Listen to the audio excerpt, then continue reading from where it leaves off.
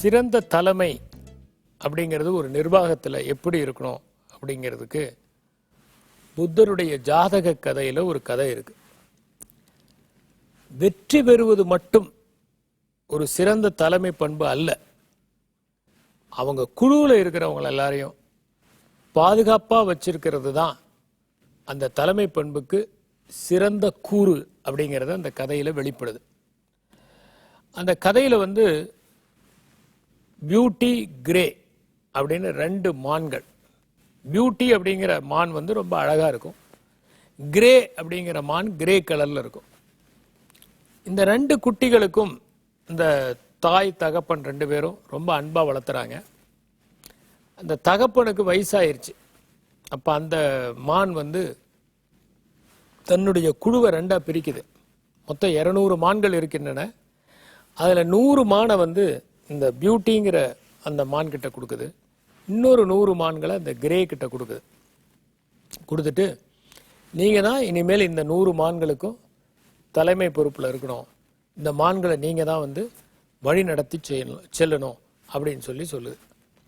அப்போ இப்போ என்னன்னாக்கா இது அந்த ஸ்ப்ரிங் சீசன் வந்துருச்சு. வசந்த காலம் வருது அப்படின்னா என்ன அர்த்தம்னா விவசாயிகள்லாம் நிறையா பயிரிடுவாங்க.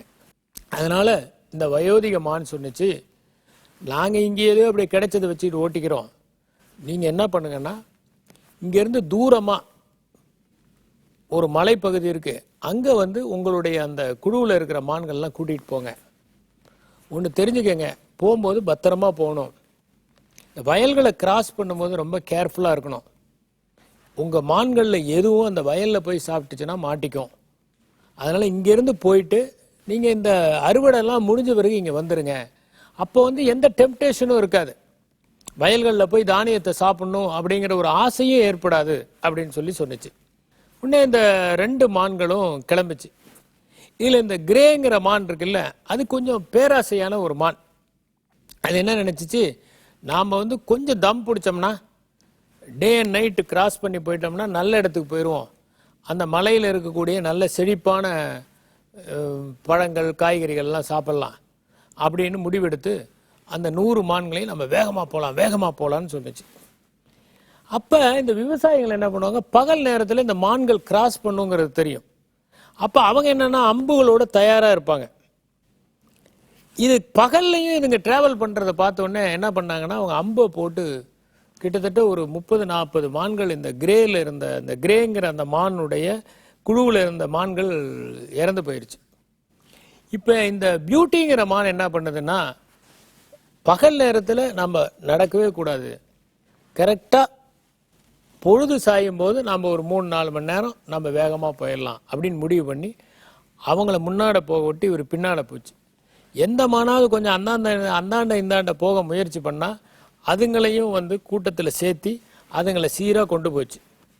இப்போ இது என்ன பண்ணுச்சு, இந்த கிரேவோ அதை உணராமல் இதுங்க எல்லாத்தையுமே இப்படி வேகமாக செலுத்திட்டு போகும்போது வேகமாக டே அண்ட் நைட்டு போனதுனால என்னாச்சு, சில மான்களுக்கு முட்டிலாம் உடஞ்சி போச்சு, சில மான்களுக்கு உடம்பு சரியில்லாமல் போச்சு.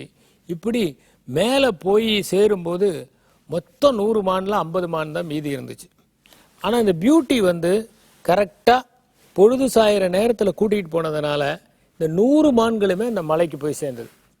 அங்கே நல்ல ஆரோக்கியமான உணவை சாப்பிட்டது.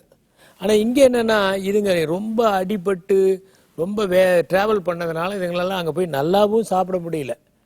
அப்படி சாப்பிடவும் முடியாமல் பலவீனமும் ஆனதுனால அங்கே ஒரு 20-25 மான்கள் ஒன்றும் இல்லாமல் போயிடுச்சு.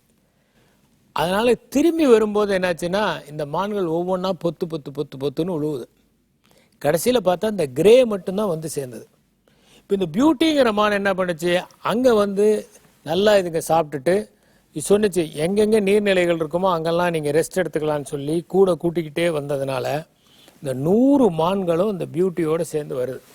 அப்போ அந்த வயோதிக மான் சொன்னிச்சு, இந்த 2 பேரையுமே நம்ம தலைமை பொறுப்புக்கு ஒப்படைச்சோம், ஆனால் அதில் இந்த பியூட்டிங்கிற மான் பாருங்க, அது அத்தனை மான்களையும் கொண்டு சேர்த்துனது.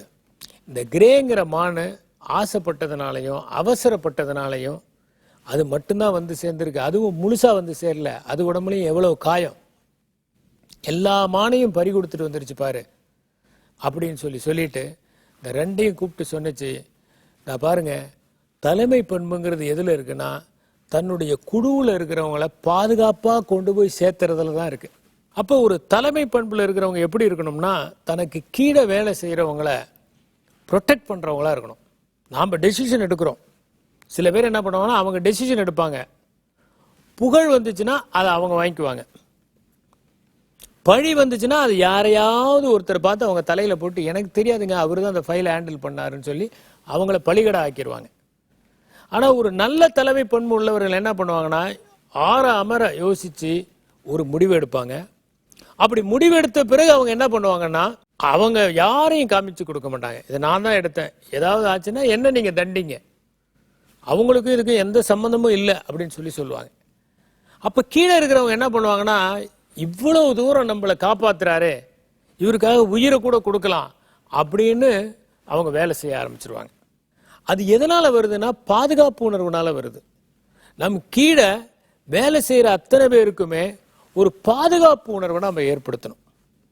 ஆக தலைமை பண்பு என்பது வெற்றி பெறுவதில் மட்டும் அடங்கி இருக்கவில்லை, நம்மை சார்ந்தவர்களுக்கு பாதுகாப்பை வழங்குவதிலும் அவர்கள் அனைவரும் நமக்காக பணியை உளமாற ஆற்ற வைப்பதிலும் அடங்கி இருக்கிறது. அதை மனத்தில் கொண்டு நாம் அனைவரும் ஒரே குடும்பத்தை சார்ந்தவர்கள் என்கின்ற உணர்வை அவருடைய உள்ளத்தில் ஏற்படுத்துகிற அளவிற்கு நாம் பொறுப்போடு நடந்து கொண்டால் எந்த நிறுவனமும் வெற்றி நடைபோடும். அது சிறிது சிறிதாக தன்னை உயர்த்தி கொண்டு உச்சாணி கொம்பில் உட்காரும் என்பதை நாம் தெரிந்து கொள்வோம். நன்றி, வணக்கம்.